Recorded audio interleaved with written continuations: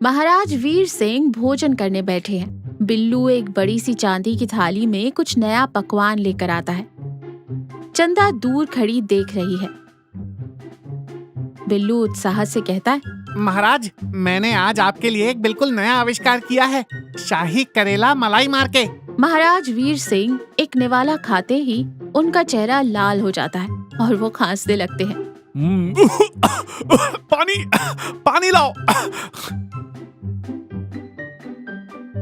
बिल्लू, ये क्या जहर खिला दिया तुमने मुझे? करेले में मलाई? तुम्हारा दिमाग खराब हो गया है क्या? बिल्लू डरते हुए कहता है, महाराज, वैद्य जी ने कहा था कि आपको कुछ कड़वा खाना चाहिए आपकी सेहत के लिए, तो मैंने सोचा उसे स्वादिष्ट बना दूं। महाराज गुस्से में खड़े होकर कहते, तुम रसोइये हो या हकीम? कल को तुम घास फूस में काजू डालकर खिला दोगे। तुम्हारी इस बेवकूफी ने मेरा स्वाद बिगाड़ दिया। मैं तुम्हें इसी वक्त अपने राज्य से बाहर निकालता हूँ।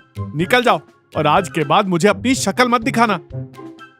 बिल्लू रोते हुए कहता है, महाराज, मुझे क्षमा करें, मेरी नीयत साफ थी।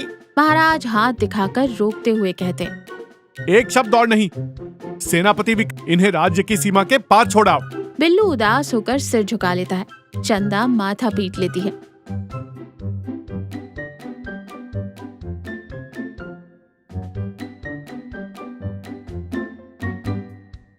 बिल्लू और चंदा राज्य से बहुत दूर एक घने जंगल के बीचों बीच बैठे हैं। चंदा लकड़ियां इकट्ठा कर रही है और गुस्से और व्यंग में कहती है, मैंने 1000 बार कहा था राजा को राजा ही रहने दो, उन्हें अपना हेल्थ इंस्पेक्टर मत बनाओ। अब खिलाओ भालू और बंदरों को अपना शाही करेला। बिल्लू मिट्टी सानते हुए कहता है, अरे भाग्यवान, कला की कद्र हर किसी को नहीं होती। हम यहीं अपना आशियाना बनाएंगे। ये जंगल के बीच का रास्ता है, कभी कभी मुसाफिर गुजरते हैं। हम यहाँ एक ढाबा बनाएंगे, मिट्टी का ढाबा। चंदा हंसते हुए कहती है, वाह, जंगल में ढाबा, इसके उद्घाटन में किसे बुलाओगे? शेर जी को या हाथियों के झुंड को? बिल्लू मुस्कुराते हुए कहता है, तुम बस देखती जाओ चंदा, मैं ऐसा ढाबा बनाऊंगा जो किसी महल से कम नहीं होगा। नीचे मेरी रसोई होगी और ऊपर मेहमानों के बैठने की जगह है।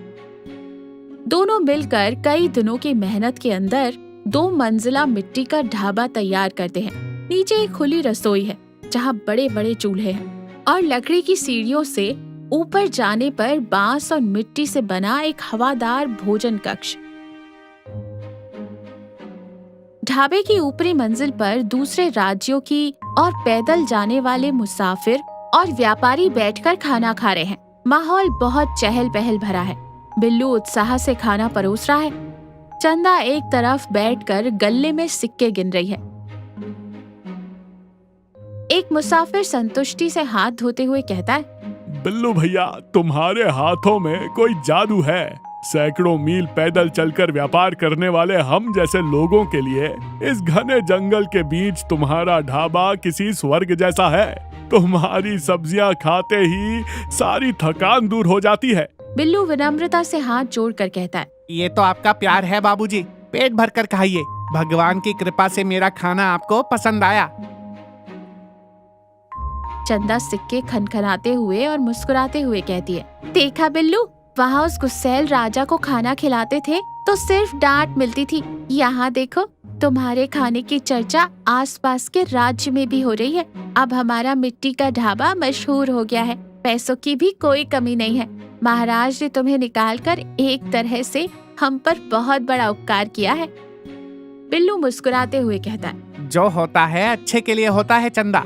मेरी कला को लोग पसंद कर रहे हैं। उनकी भूख मिटने पर जो मुस्कान उनके चेहरे पर आती है, उसे देखकर मुझे जो खुशी मिलती है वो किसी दौलत से नहीं खरीदी जा सकती। कुछ वर्षों बाद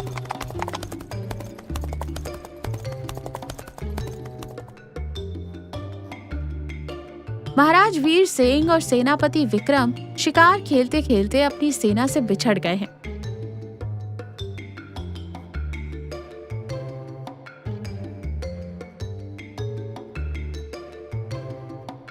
दोनों के कपड़े फटे हुए हैं और चेहरे पर धूल है और वो बुरी तरह से थके हुए हैं।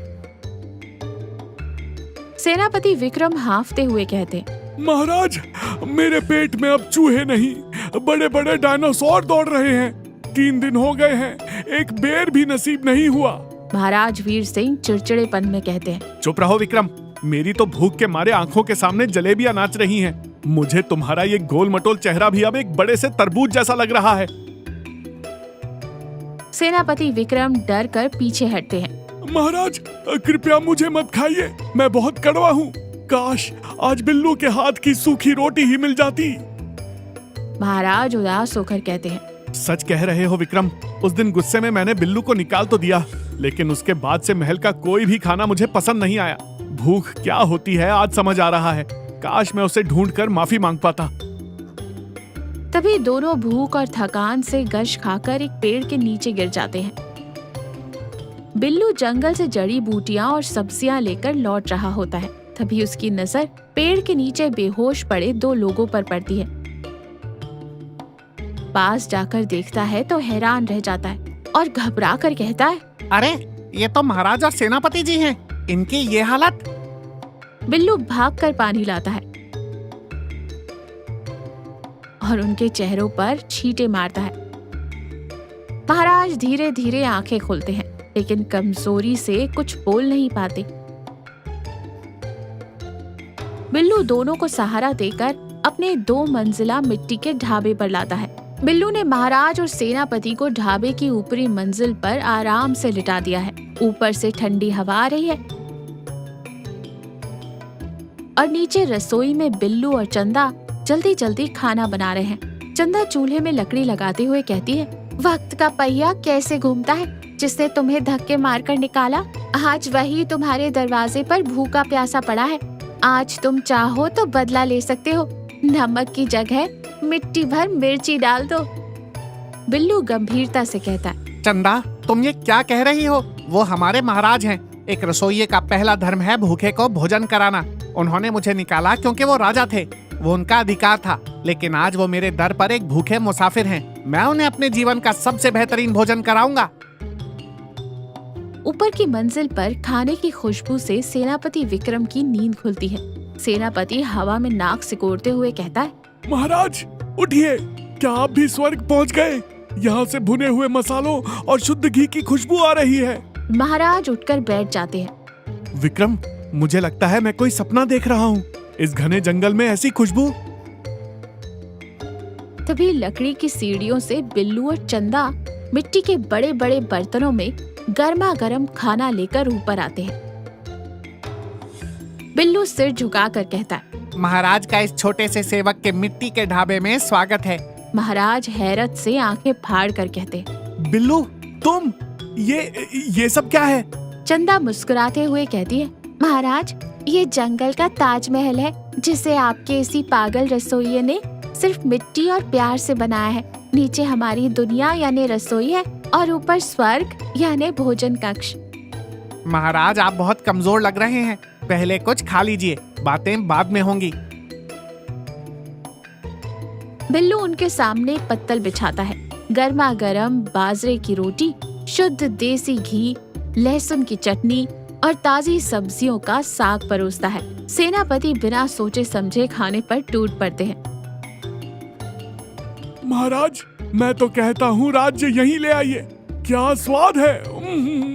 और खाना मुंह में ठूसने लगते हैं। महाराज पहला निवाला मुंह में रखते हैं। उनकी आंखें बंद हो जाती हैं। भूख और खाने के बेहतरीन स्वाद से उनकी आंखों से आंसू छलक पड़ते हैं। बिल्लू घबरा कर कहता है, क्या हुआ महाराज, क्या कुछ कड़वा लग गया?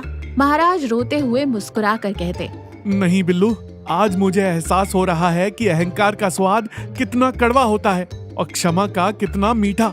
मैंने एक छोटी सी गलती के लिए एक ऐसे इंसान को निकाल दिया जिसके हाथों में जादू है और दिल में इतना प्यार। 3 दिन की भूख ने मुझे बता दिया कि अन्न ही सच्चा भगवान है और उसे पकाने वाला सबसे बड़ा कलाकार। चंदा हल्के से ताना मारते हुए कहती है, चलिए महाराज, देर आए दुरुस्त आए।